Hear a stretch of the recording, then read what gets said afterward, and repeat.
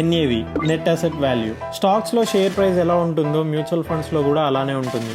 కానీ మ్యూచువల్ ఫండ్స్లో షేర్స్ ఉండవు, యూనిట్స్ ఉంటాయి. ఆ యూనిట్ ప్రైస్ని ఎన్ఏవి అని పిలుస్తారు. మ్యూచువల్ ఫండ్స్లో equity shares, bonds, metals, cash లాంటి చాలా ఇన్వెస్ట్మెంట్స్ ఉంటాయి. వాటి టోటల్ వాల్యూని యాడ్ చేస్తారు. తర్వాత టోటల్ వాల్యూ నుండి ఎక్స్పెన్సెస్ని తీస్తారు. మిగిలిన అమౌంట్ని టోటల్ యూనిట్స్తో డివైడ్ చేస్తారు. అప్పుడు వచ్చేదే ప్రైజ్ని ఎన్ఏవి అంటారు. ఎగ్జాంపుల్కి ఎస్బీఐ మ్యూచువల్ ఫండ్లో ఒక ఫండ్ని తీసుకుందాం. సపోజ్ ఆ మ్యూచువల్ ఫండ్ దగ్గర టోటల్గా 100 crore వర్త్ ఇన్వెస్ట్మెంట్స్ ఉన్నాయనుకుందాం. షేర్స్, బాండ్స్, క్యాష్ అన్నీ కలిపి. ఎక్స్పెన్సెస్ అండ్ లయబిలిటీస్ 5 crores ఉన్నాయి. అప్పుడు 100 crore నుంచి 5 crore తీసేస్తే 95 crore మిగులుతుంది. ఇప్పుడు ఆ ఫండ్ టోటల్గా 9.5 crore యూనిట్స్ ఇష్యూ చేసింది అనుకుందాం.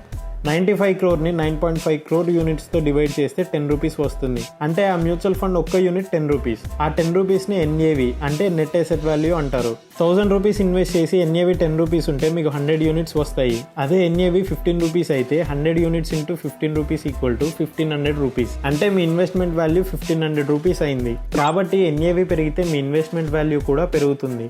ఎన్ఏవి తగ్గితే వాల్యూ కూడా తగ్గుతుంది. అలా అని ఎన్ఏవి మీద చాలా మిస్కన్సెప్షన్ ఉంది. ఎన్ఏవి 20 rupees ఉంటే మ్యూచువల్ ఫండ్ చీప్ గా ఉంది, 200 ఉంటే అది బెటర్ అని చెప్పలేం. ఎన్ఏవి ఒక నెంబర్ మాత్రమే. కానీ రైట్ మ్యూచువల్ ఫండ్ సెలెక్ట్ చేయడానికి చాలా ఫ్యాక్టర్స్ చూడాలి. మ్యూచువల్ ఫండ్స్ గురించి ఇంకా తెలుసుకోవాలనుకున్నా లేదా ఇన్వెస్ట్మెంట్ స్టార్ట్ చేద్దాం అనుకుంటున్నా మమ్మల్ని కాంటాక్ట్ చేయండి. మేము మ్యూచువల్ ఫండ్ డిస్ట్రిబ్యూటర్ గా మీకు రైట్ గైడెన్స్ తో మీ ఇన్వెస్ట్మెంట్ జర్నీలో సపోర్ట్ చేస్తాము.